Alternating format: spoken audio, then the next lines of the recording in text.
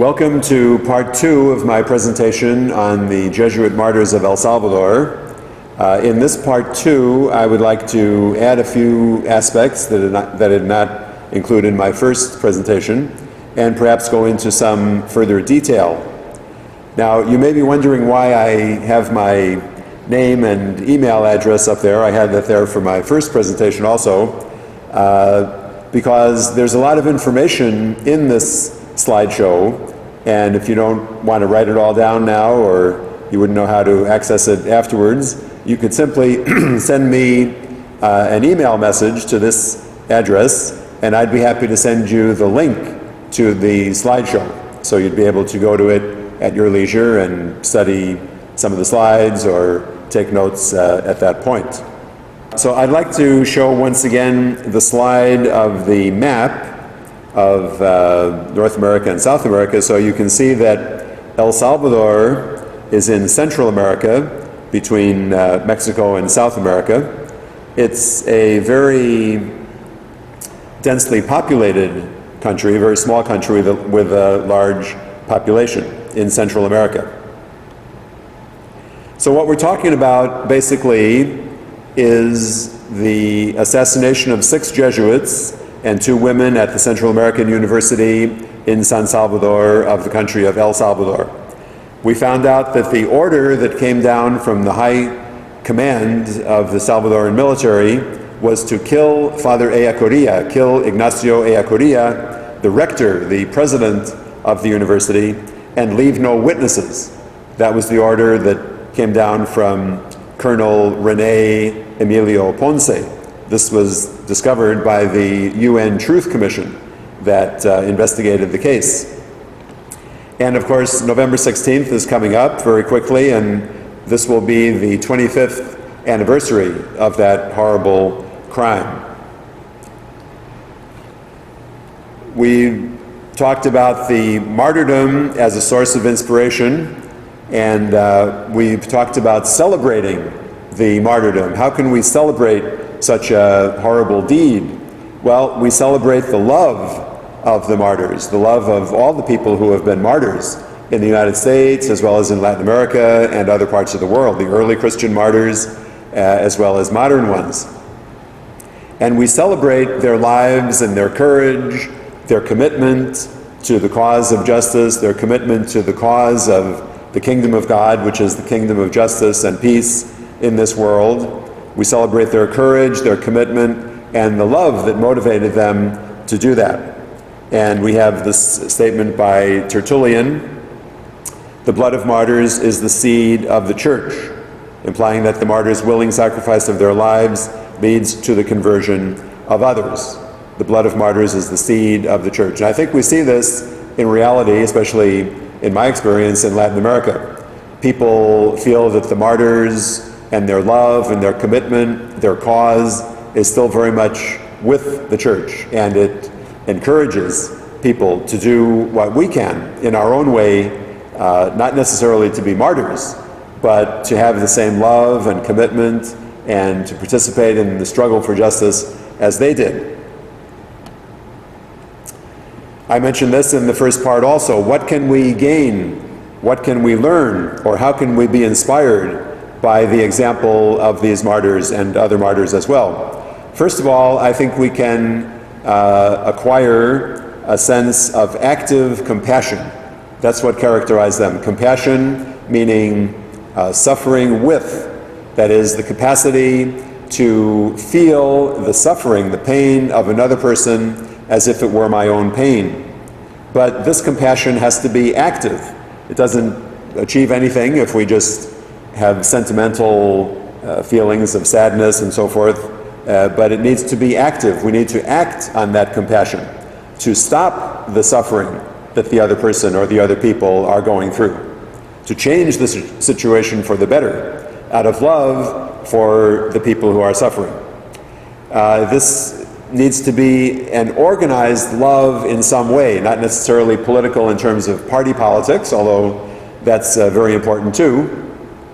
But it needs to be a love that is organized, that is, that works for change of society, change of the social structures, the political structures, the economic systems in which we live. As Joe Hill, the labor organizer of many decades ago, said, don't mourn, organize. And I think we see in the martyrs of El Salvador and of other places that they were in favor of organizing for change. That was what got them into trouble, especially, because they wanted to change the political system and change the economic system so that there would be greater justice. We can learn from the martyrs and be inspired by their prophetic courage. We know that the prophets of the Old Testament were very outspoken, very courageous in denouncing the corrupt princes, the corrupt judges, and the corrupt priests of the temple. And we know that Jesus was also doing that as a prophet, denouncing the robbery of the poor widows, the leaders of the temple in Jerusalem, actually taking away the homes of the widows. Jesus denounced that specifically just before he noticed a poor widow coming into the temple and giving her little 2 coins, and he admired that. He said, she has given more than the rich people who have actually given more in absolute terms. But he had denounced the cause of her suffering, the cause of her poverty, which was the exploitation of the people by the rulers in Jerusalem. So we can gain from them, just as we can gain from Dr. King and many people who have died in this country for the sake of justice, that sense of a prophetic courage. We need to have courage to go against the stream, to go against the system in some ways. And also, the martyrs invite us to develop a critical analysis of U.S. foreign policy, especially these martyrs, because they were killed by a government, by a military that was trained, supported to the hilt by the United States government, and supported with material, military equipment, weapons of all kinds, as well as training. And so that was our U.S. foreign policy, essentially, during the 70s and 80s, but even before that, was to support these oligarchic regimes, the 14 families of El Salvador, or the aristocracy of the other countries of Latin America, to support them against the forces for change, against revolutionary forces in many cases, as was the case in El Salvador in the 1980s. And so we need to develop a critical analysis of our country, especially of our government's foreign policy. And I think that is what our task is as North Americans or U.S. citizens, to ask, well, how is our country involved in these horrible tragedies or horrible injustices that we see in Latin America and other parts of the world? And frequently we find that the United States has been on the side of the rich minority in those countries and on the side of a very repressive military system. And we need to change that.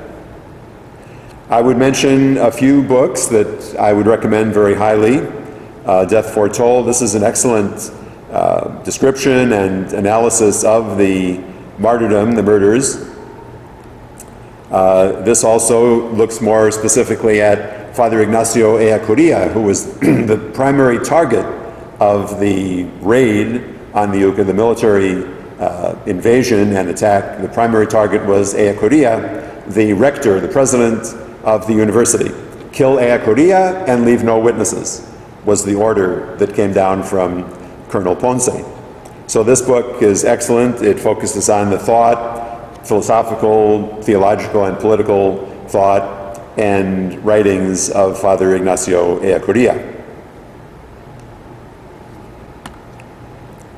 I also recommend highly the Center for Justice and Accountability. They have probably the best summary of the case, especially of the legal aspects, the judicial aspects of this case. And there's, you can see their website. I would recommend that very highly. This organization, the Center for Justice and Accountability, is the one that brought a criminal complaint in Spain because Spain has the national court, which claims to have jurisdiction over crimes against humanity, torture, mass murder, in any part of the world. They can charge people and try to bring them to Spain for trial.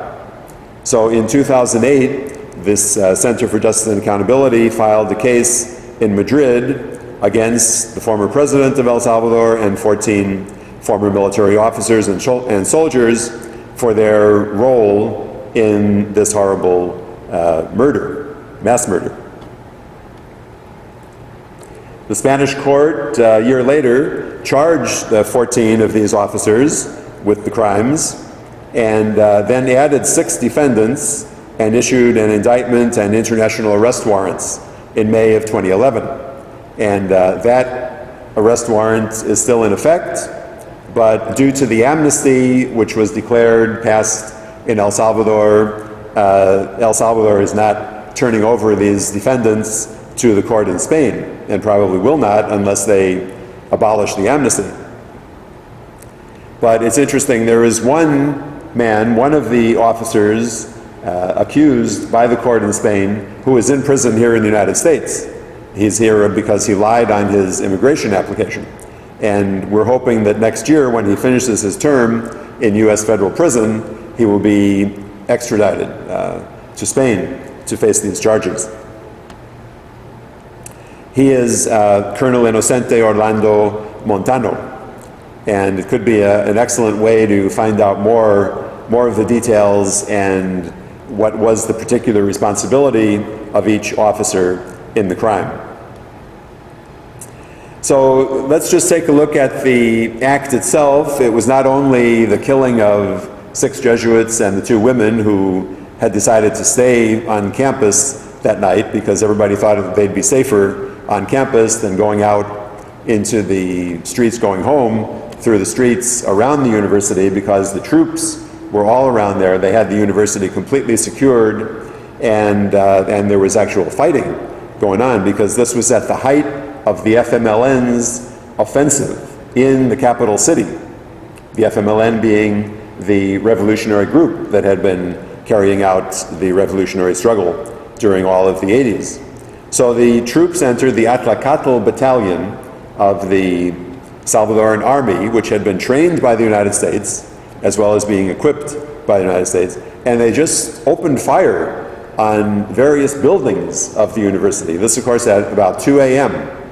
on November 16th. They shot up the theological center. You can see the holes from the bullets and the rockets. Just significant damage that was done. This is symbolic in the sense that they destroyed the painting of Archbishop Romero, who had been killed at the beginning of the decade of the 80s. And it's symbolic in the sense that, first of all, the painting of him, the picture of him, was there in the theological center of the university where the Jesuits worked. And in a certain sense, they were following the inspiration and the position of Archbishop Romero. So that painting was torched, probably shot with a rocket, and symbolizing the desire to do away with the memory of Archbishop Romero. Various other kinds of destruction were carried out. Some of the soldiers went through the offices of the theological center and threw papers all over the floor and destroyed computers. It was really a full military operation. So from this, you can see that there's no way that this kind of military action, this kind of destruction, could have taken place at 2 a.m. at the university with Salvadoran troops all around, ringing the whole university. It was under, and San Salvador was under a state of siege, under curfew. So the soldiers were all around. There's no way that this group of 26 soldiers, Salvadoran soldiers of the Atlacatl battalion, could have gotten onto the campus and done all this destruction, made all this noise without the troops surrounding the university knowing about it. So they obviously were in collusion with the army, because this act of the killing of the Jesuits was ordered by the top command of the Salvadoran army. They fired on cars that were parked there, and they fired on the Jesuit residence. And then they went into the rooms of the Jesuits and took them out of their rooms, dragged them out of their rooms, made them lie face down in the garden, which you can see here, in the garden just outside their house on the campus of the UCA, the university, and at close range literally blew their brains out. This was the horrible, brutal act that was committed. Now, 5 of the Jesuits had been brought out and made to lie face down in the garden. The only Salvadoran Jesuit in the group, the others were Spaniards who had devoted their lives to Central America, but the only Salvadoran Jesuit in the group was apparently not on their list, or they didn't look in his room. But of course, when all this shooting started, he naturally opened the door and came out, and they shot him in the door of his room. And so it was a horrible scene. The husband, Don Obdilio, the husband of Elba, the father of Selena, was the first to discover the bodies because he worked at the UCA. He was a groundskeeper at the university. So he went there at 6 a.m. just after the curfew had been lifted that morning, about 4 hours after the murders were carried out. He went and discovered the bodies, including the bodies of his wife and daughter, which were just riddled with machine gun fire. You can see some of the remains there of the assassination of Elba and Selena. So a number of us, 6 of us Jesuits from Nicaragua, went to the funeral, and it was a very powerful scene there in the chapel to see first the 8 bodies were there lying in state in the chapel, but then the family decided that they wanted to bury Elba and her daughter Selena in their own hometown. But at first, when we arrived, the 8 coffins were there. Then after the Mass, the 6 Jesuits were buried in a crypt in niches in the wall of the chapel of the university. And it is currently a very contemplative sort of place. I see students just sitting there or kneeling in front of the coffins, in front of the crypt in the university, and meditating and letting the love and the commitment of these martyrs inspire them and invite them to do something worthwhile and significant with their lives. Now, this I referred to earlier also, the statement by Ellacuría that salvation must be a real happening in history. There must be something happening here in this world, in history, if the human race is to be saved. If it's to be saved from violence, from nuclear disaster, and now from ecological catastrophe. So salvation, which means God entering into history to save the human race that are his sons and daughters, this must be realized. It must be made real in history. This was a very important point in Ellacuría's theology.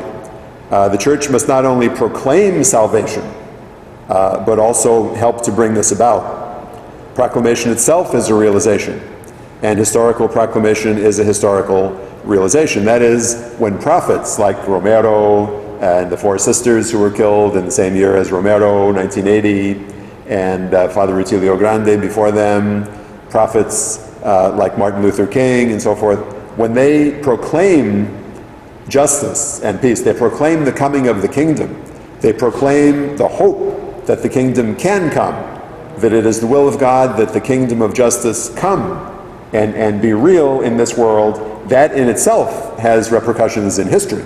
It can cause people, move people to struggle. And so it's the salvation in history that Eyacuria was talking about, not sort of above history or just in the interior of each person, in the heart of each person. It requires change, social, political, economic change, so that the kingdom can become more of a reality. Well, you can see that with that kind of notion of salvation, Eyacuria and the others were going to get in trouble. And so the university was threatened, the bombs were set off in the university, and then finally they were assassinated in this very brutal way. And this is a very interesting concept too that Eyacuria had, that he expressed in his book, which is mentioned there, published by Maryknoll, the Orbis Books, the publisher, the Maryknoll publisher. The church, as the continuation of the principal sacrament which Jesus Christ is, must realize what it proclaims. That is, not only talk is cheap.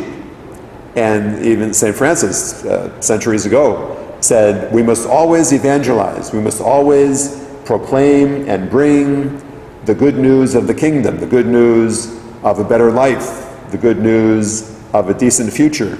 We must always do that. And when necessary, when appropriate, with words. And so Eyacuria's concept here, which is very current in the church, especially after Vatican II, the church is the continuation of the principal sacrament which Jesus Christ is. Now this is a somewhat different notion of sacrament. We think in the Catholic Church of the 7 sacraments, baptism, confirmation, First Communion, and so forth. But more fundamentally, the church is the sacrament of Jesus. That Jesus is the sacrament of the love of God, the incarnation of the love of God, the principal sign of the love of God. The church is a sign of Christ, a sacrament of the presence of Christ. So when the church invites people to community, to come out of their loneliness and their despair, and to form community, to help one another, and to work for a better world, it is making Jesus real. It is making the love of Jesus real in this moment and in this particular place. And so the church is the sacrament of Christ. And we, as members of the body of Christ, are ambassadors of the love of Christ. So after the funeral, I decided that my place was in the United States. I did not want to return to Nicaragua at that moment. I thought that as a Jesuit, as an American citizen, a U.S. citizen, I had to go to the U.S. to talk about this, to help to denounce this horrible act, and to denounce U.S. support for that murderous regime in El Salvador that had just done this. And so my fellow Jesuits were totally in accord. They said, yes, that's where you belong. You need to do something about this, and we're with you. We support you. So I went to Washington and started talking with some friends, Phil Berrigan and others in the peace community there. And then we threw some blood on the gateposts of the White House, the front gateposts on the sidewalk, the street, facing the street, not the pillars, not the white pillars of the White House. But because we felt that the blood of the Jesuits and the 2 women who had been killed, the blood of many martyrs of Latin America, was on the hands of the President of the United States, on the hands of the government of the United States. They had blood on their hands, and we wanted to make that visible. And so it was a dramatic act of trying to bring home this terrible act that had been done by forces dependent upon the United States. And so we did that, and it was an act of nonviolent civil disobedience. And we spent a night in jail and had to pay a small fine, I believe. But we continued our activities, and I think the killing of the Jesuits and 2 women sparked a great increase of consciousness and awareness of what had been going on in El Salvador.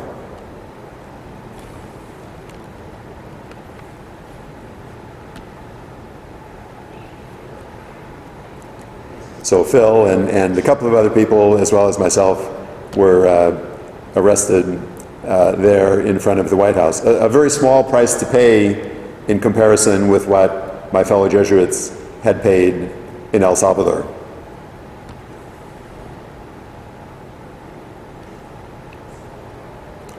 I mentioned previously, and I'd like to return to this now and wrap this up fairly soon, but to look a little more carefully at what Dr. King said in his famous speech exactly 1 year to the day before he was assassinated. He gave this speech at the Riverside Church in New York City, and of course he was assassinated in Memphis exactly 1 year later. And this is what got Martin Luther King into trouble in ways that he had not been in trouble with certain sectors of the American population and government before. Because here he started to address the injustice that the United States government was committing abroad, not just in the South, not just in the suburbs of Chicago and so forth, the racism and so forth, but he felt it necessary to address the violence and the racism also that was involved in our foreign policy. And so this is what he said during that speech in 1967, that it seemed to this American official that our nation was on the wrong side of a world revolution. There were revolutions happening, and there had been, but especially during the 60s, during the 60s with the revolution in Guatemala and other places, revolutionary movements in various parts of Latin America and other parts of the world. And so the United States was usually in a position of helping to suppress these revolutions. And he wanted to point that out. A pattern of suppression, which has now justified the presence of U.S. military advisors in Venezuela. Here he talks about stability for our investments and refers to the counter-revolutionary action of American forces in Guatemala. He's referring to the participation by the United States government, the CIA especially, in a coup, a military coup in Guatemala in 1954, because the democratically elected government of President Arbenz in Guatemala had begun to nationalize some of the uncultivated land of the United Fruit Company.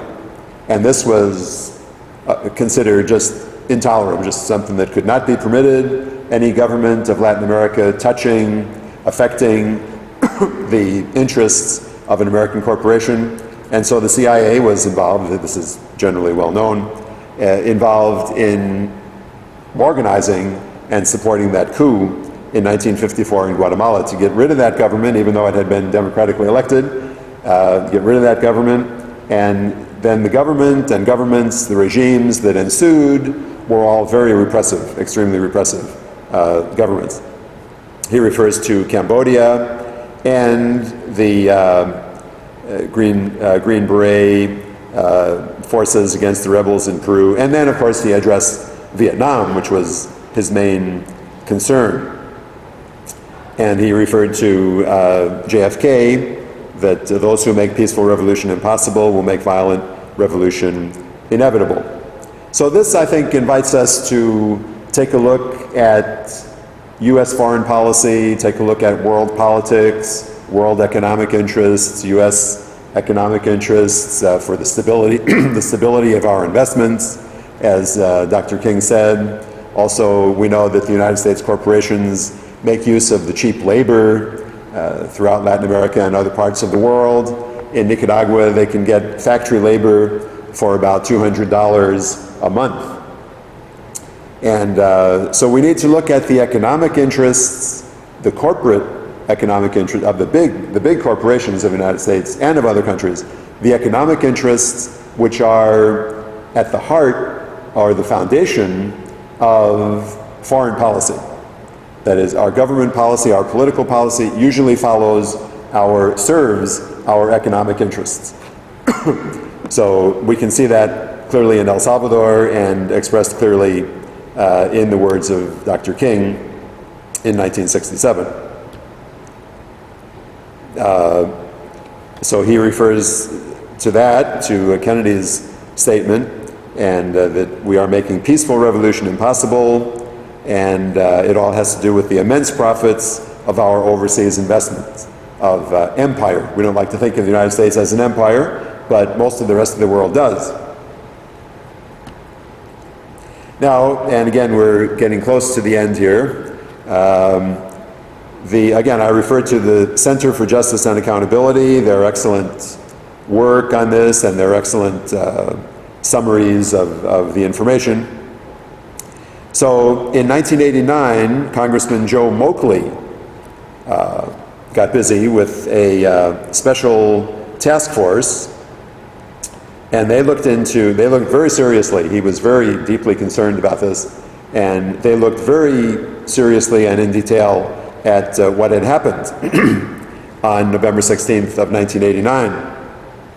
And they revealed that it was the upper echelon of the Salvadoran army that had given the order for the murder of the Jesuits. Something that most of us had already known, but it was interesting that the task force of the US Congress came out with that finding. And he also pointed out that 19 of the 26 Salvadoran soldiers involved in the murders had been at the US Army School of the Americas, now known as the Western Hemisphere Institute for Security Cooperation. And, but they had been there. 19 of them had received training there, and all of them had received special training in El Salvador just a few weeks before they were sent to carry out this action. Special training by the US Special Forces. And so then in 1992, the peace accords, which brought an end to the fighting, and as part of the settlement, they agreed to the establishment of a UN-appointed Truth Commission to investigate the abuses committed during the war. This was a very important development. And they discovered and reported that almost all of the human rights abuses had been committed by the Salvadoran armed forces and the paramilitaries. Some violations of human rights had been committed by the revolutionaries, the FMLN, but the vast majority had been committed by the government, and of course the government, the armed forces, with US support, US training, and so forth.